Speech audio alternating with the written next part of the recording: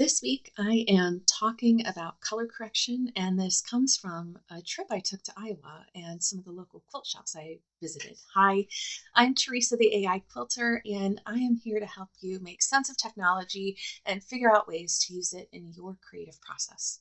So, when I was at a quilt shop in Iowa, I was talking with one of the people working there who was taking pictures of a bunch of new fabric that had just come in. And we were oohing and eyeing over it. And I said how lucky she was. That was her job. And she said, yeah, except I then have to go fix the color on all of these because, depending on time of day, if I take pictures here where we were, which was like the cutting station area, versus, the back office, versus if it's cloudy or any number of factors, they're going to look different. And then we will get people calling and complaining or emailing because they have a pretty significant online business. And I thought back to my days working in product marketing for an industrial automation company. And this trick I used to do, we were building out this catalog and we had literally thousands of items that we needed to take pictures of. And so I had different people taking pictures. They were in different rooms, different times of day, whatever, to try and, knock this all out. But I had a secret. And that secret is a product called Lightroom. Lightroom is an Adobe software. You can buy it standalone or you can get it as part of Creative Cloud. And in Lightroom, you can take a picture of what's called a gray card or neutral card, or spoiler alert, you can just use a piece of paper with a black square and a gray square on it, as long as it is a white sheet of paper. And if you give that neutral item to every single person taking photos for you, as long as you take a picture of that thing before you start taking pictures of anything else, every time that you take pictures, you're set for life. And so what I've done here is taken a few pictures of the same items, 5 different times of day and locations. And you can extrapolate this to, let's say I was taking hundreds of pictures. And I'm going to show you how to quickly edit all of the photos in a batch with just a couple clicks. So we'll start with this one up here. This was taken in a place we call Lightroom. And so I am going to edit this photo, and then I'll come back and apply those edits to the other 1, 2, 3, 4 in a snap, and then we'll do it again and again. All right. Now, if you've been following my social media this week, you see here, I'll zoom in on this, and you'll see that this tan right here looks wildly different depending on where I took the picture.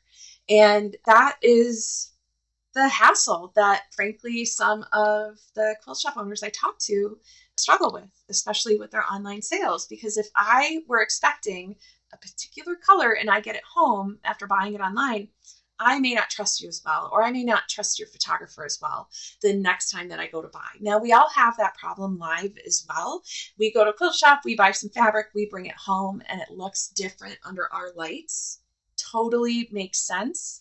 That's why it's good to either bring a little bit of your fabric with you or bring your color tool and do your best analysis in the shop before you have them cut it. But if you're a shop owner, if you sell quilts, sell patterns, sell fabric online, this tip is for you. Okay, I've got something here called a gray card, or it has a fancier name for photographers, but you could make a version of this gray card, again, in PowerPoint or wherever, just have a black box, a gray box, and then the white paper that you printed on. I am first going to come over to this eyedropper and click that, and then I'm going to select a neutral. So the reason why we have these gray cards is because they are neutral. They're achromatic. There is no color cast to them. And so when I click on this, which I haven't done yet, but when I click on this, we're going to see the color temperature change slightly. And if you look in the upper right-hand corner, you're going to see things shift a little bit as well. So I'll click it. And sure enough, there's a slight cast.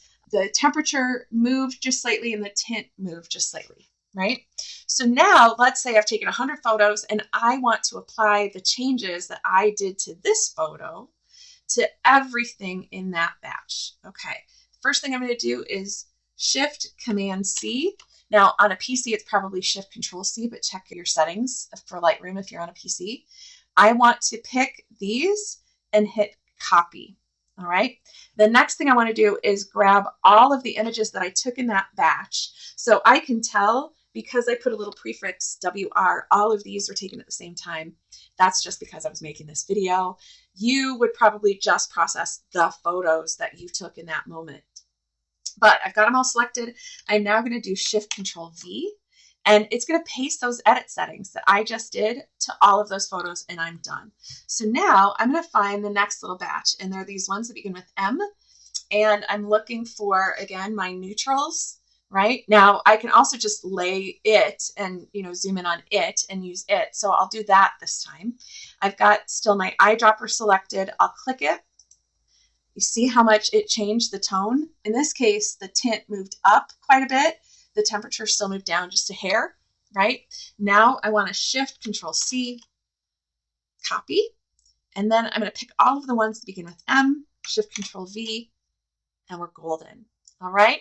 So it's that simple. So if you have hundreds of pictures that you took or 20 pictures that you took, and let's say you take some, go to lunch, come back, grab your neutral card, take a picture of it, and keep going, right? Time of day matters. All right. I'm going to keep going here.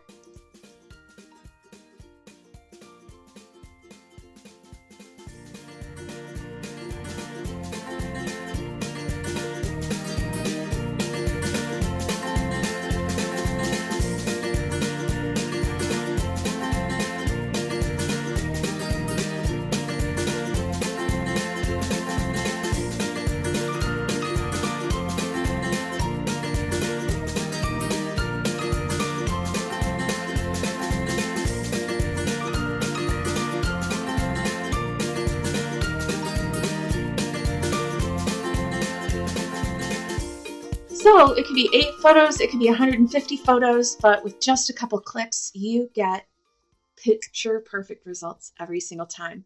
In a moment, right at the end of this video, what I'll do is I'll show you the before and after so you can see how things changed and how much more consistent the color is across all of the images.